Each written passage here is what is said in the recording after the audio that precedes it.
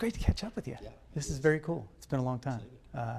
It's been a long time that you've been here and stayed here and done a lot of different things here. But this latest venture, 8 years now in the Learn to Play ambassador role. Did you apply for that? Did you lobby for that? Where did the need come from for this? Well, I think originally, once the NHL and the Players Association created this with the owners, they were looking for an alumni that was around town, and I happened to be here, and I talked to J.D. Kershaw. We're good friends, and it seemed like a really exciting opportunity for me, and wanted to get back in the Blue Jacket organization, loved the organization, and wanted to give something back to the community too. We are, we're just talking about how things have changed around here over the years. You were here almost from the start. How would you characterize the change in hockey in the community in all those years till now? Yeah, I think I started in youth hockey in 2006 with my oldest son, and we only had 2 AAA teams back then, and high school teams obviously, and the youth hockey was small, and now it's just exploded. And I think that just goes a lot with having the Blue Jackets in town for that long too, that I think a lot of people really weren't hockey fans back then, but have become hockey fans now. And sheets of ice time, interest, all that has skyrocketed. Yeah, the ice is maxed out for sure, which is great. Obviously everyone would love to have more rinks, but obviously cost is there, and the need is there. But we get by. And it's great to see that the rinks are always full. Sometimes you have too many rinks and you wonder, why are the rinks empty? So it's great to see that the rinks are full all the time. When you got into the Learn to Play ambassadorship and have gone through the years now, what have you seen grow the most since it started? Oh, our numbers for sure. When we started, we had 290 kids in the program.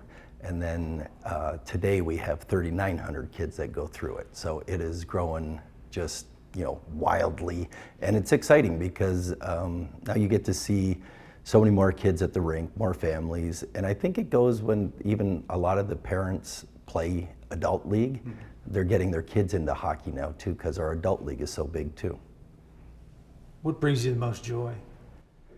I think I love doing our daytime. We have 4- and 5-year-olds during the daytime classes, and I try to get out to as many of them as possible. And seeing a fear of a child, their first time going out, and they struggle, not standing up, but within 2 or 3 weeks they progress, they can stand up, and then 2 weeks later they're marching, and then 8 weeks later they're starting to skate, and you can just see their smiles each week, and their excitement, and the nerves are gone, and also seeing the parents get excited to see some success from their kid is great too.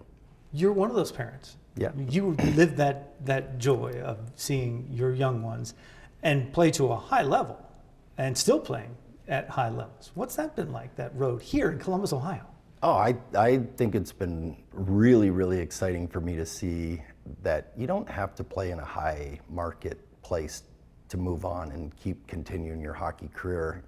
Starting in Columbus, I think, was the best thing for them.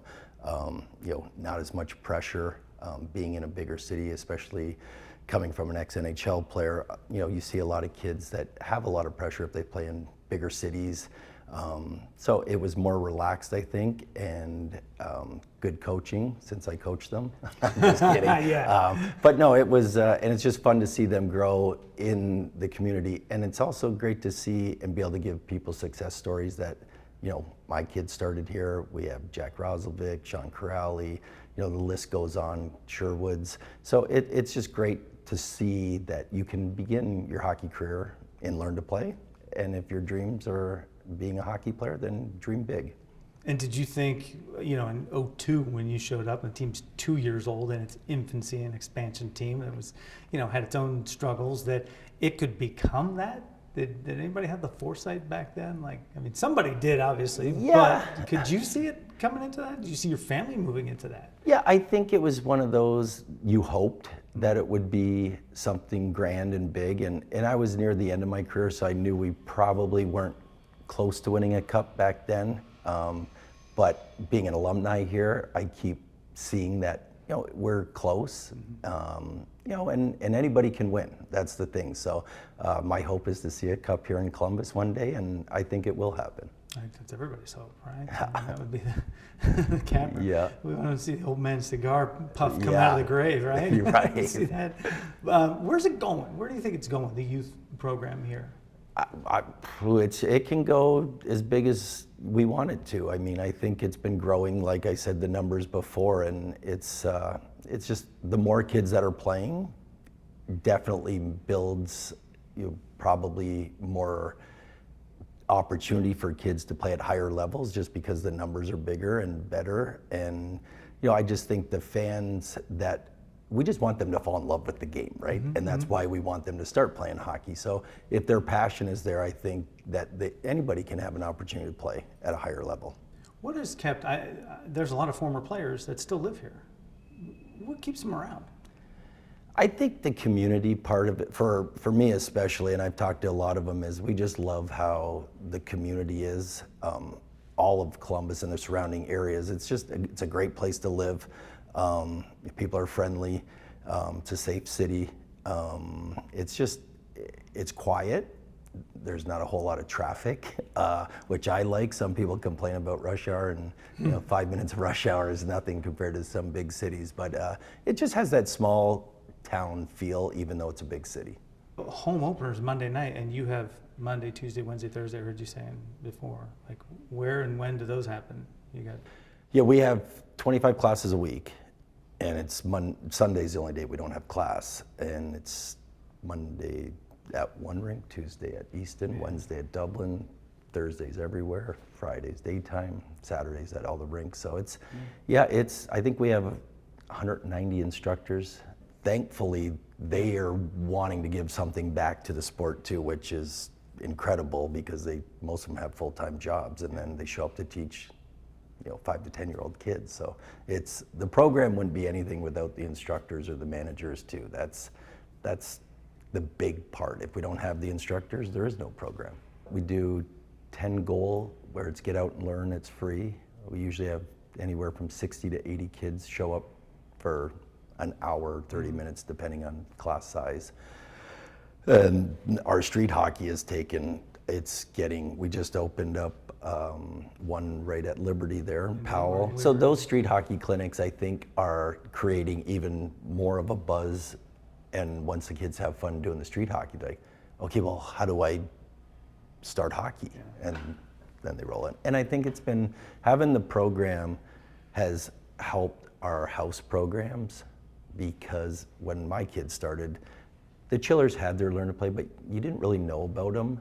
So many kids were starting, you know, hockey at 5 and 6 in a league right away, but didn't know how to skate. Yeah. So it's like, how do you coach 80 kids on the ice when 40 of them can't skate? So now that they have to go through the program, once they go into, you know, Blue Jackets League, they pretty got a good base of skating and stick handling, or at least they know what they're doing. So I think that league is getting so much better because the kids have taken the right steps to actually enjoy it. Because who wants to go out and not touch a puck, right? Yeah. That's no fun. Yeah. Every athlete that starts, they start between 4 and 10 years old. They go through our Learn to Play program. We have Hockey 1, 2, and 3 series. So Hockey 1 is basic beginner. If you've never even put on a pair of skates, you're more than welcome to come out. They'll get free equipment head to toe the first time. They'll start with no stick. We just work on skating, trying to get their stride down. Once they succeed through that, which is usually an 8-week program, they move to Hockey 2. We introduce a hockey stick to them, start introducing pucks to them, some games, and then they move from there to Hockey 3, where it's a full ice, 5 sections of the ice will have different drills going on, and they're learning a different thing. And through a lot of games, we play a lot of games, different games, freeze tag, couple things. We clean up your room where we just throw stuff, just for them to work, so they're working on their ABCs, their agility, balance, and coordination. Once they graduate Hockey 3, now they're eligible to go into Blue Jacket Hockey League, which we have 6U, 8U, 10U, 12U, and 14U now. So before, what used to be, Easton would have a program, Dublin would have a program, Chiller North would have a program. So Blue Jackets have taken over all of the house hockey from 14U and down.